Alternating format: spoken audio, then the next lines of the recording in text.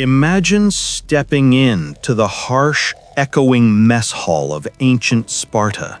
There are no tables laden with delicate fare, no aromas of roasting spice, only the heavy, metallic tang of something deeply unfamiliar.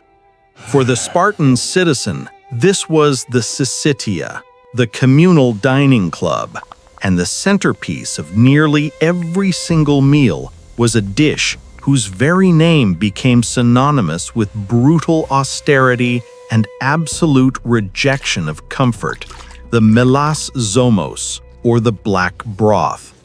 This infamous preparation, a murky, unappetizing blend of boiled meat, blood, and vinegar, was so repellent that legend claims a visitor, tasting it for the first time, remarked, "Now I understand why the Spartans are so willing to die." But the black broth was not merely a consequence of poverty or necessity. It was a deliberate, calculated component of the Spartan political and military machine. It was consumed not for pleasure, but for performance. The Spartans understood that control over the body began with control over the palate. They curated a diet that was intentionally harsh, forging a physical and mental state of perpetual readiness and contempt for luxury. This food was a ritual of social engineering designed to strip away individual desire and bind every man to the state's absolute agenda. Today, we are analyzing this historical menu as an autopsy of power.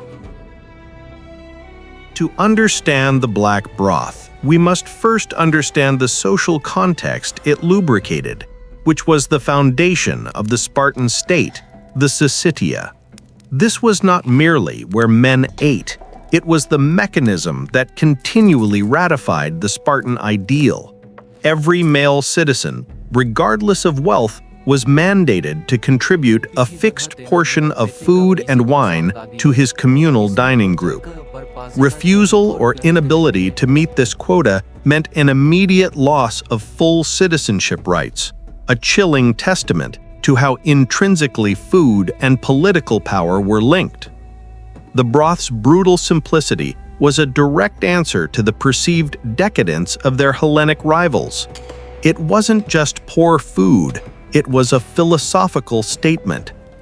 Plutarch, in his Life of Lycurgus, meticulously details the laws which governed Spartan life, noting that the primary goal of the Syssitia was to ensure that no citizen became soft or individualistic through private indulgence.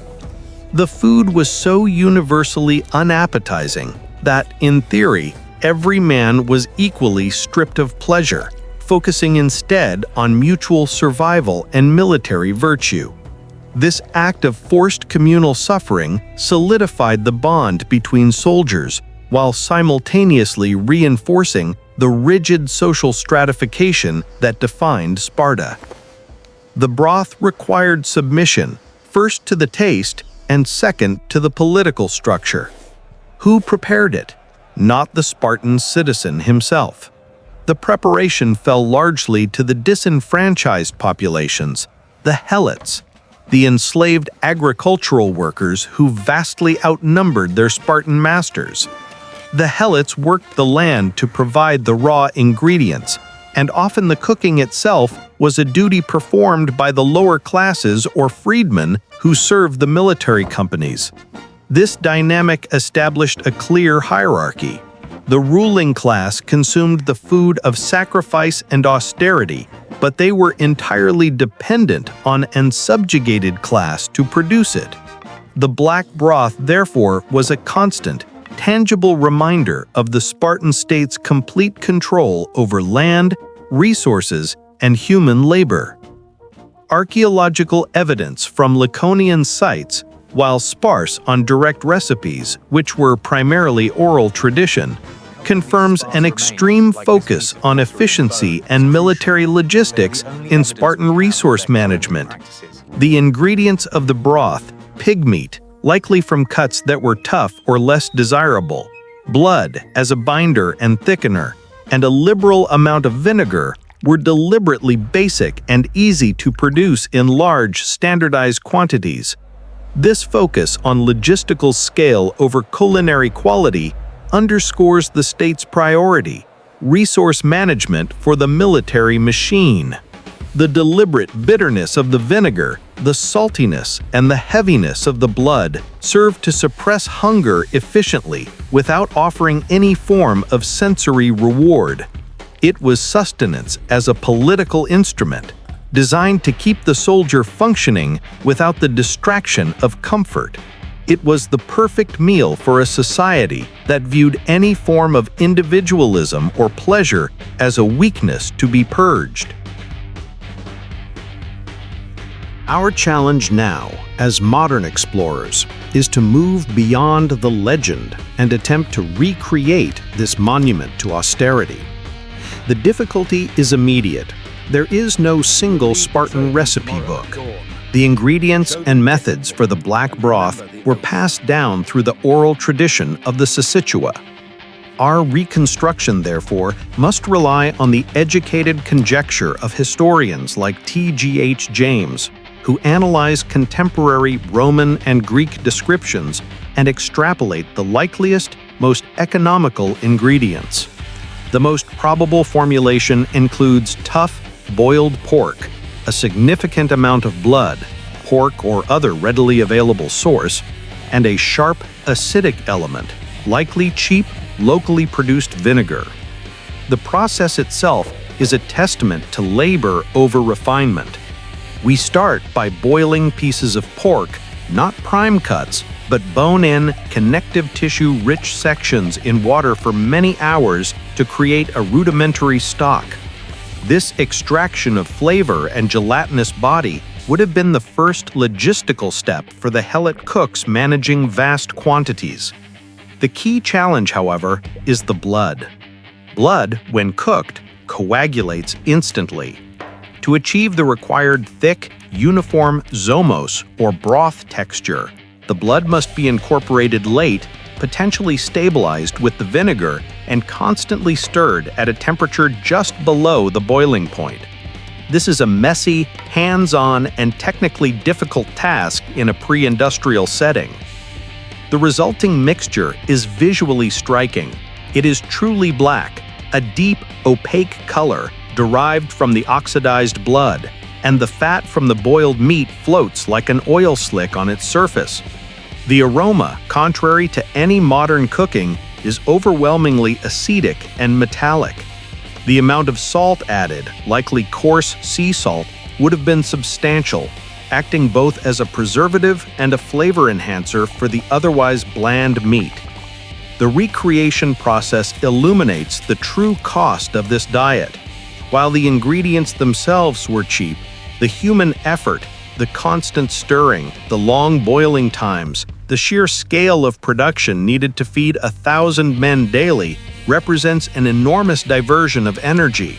It underscores the resource command required by the Spartan state. This was food designed not for individual experience, but for massive, systematic resource management. It is functional fuel, stripped of any psychological or emotional reward. As I lift the first spoonful to my mouth, the experience is immediate and jarring. The sharp, sour vinegar hits first, followed by the deep, heavy iron tang of the blood, all anchored by the dense, salty, boiled meat. It is intensely savory, but in the most brutal, unadorned sense. There is no subtlety, only force. The black broth tastes like a mandate. We have our mandate. The experience of tasting the black broth is not about flavor. It is about feeling the historical reality of the Spartan citizen. The density and sharp acidity offer no pleasure, only the stern, unavoidable truth that this food was designed to separate the eater from the world of soft comforts. It confirms the ancient anecdotes. This meal was difficult to consume, precisely because it was not meant for a relaxed individual, but for a perpetually hardened collective.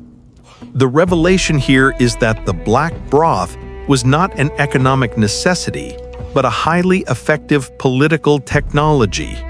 By making the required communal food utterly distinct and challenging, Sparta created a clear daily demarcation between the privileged military class who endured it and the rest of the Hellenic world who mocked and rejected it. It was a powerful act of cultural insulation. Every spoonful reinforced the value system of oligarchy and military discipline, forging men who were perpetually satisfied with less and therefore less likely to question the state's absolute authority. This unappetizing recipe was the secret ingredient in building the most feared land army in the ancient world, proving that austerity could be weaponized. We don't just cook ancient food, we decode the civilizations behind them.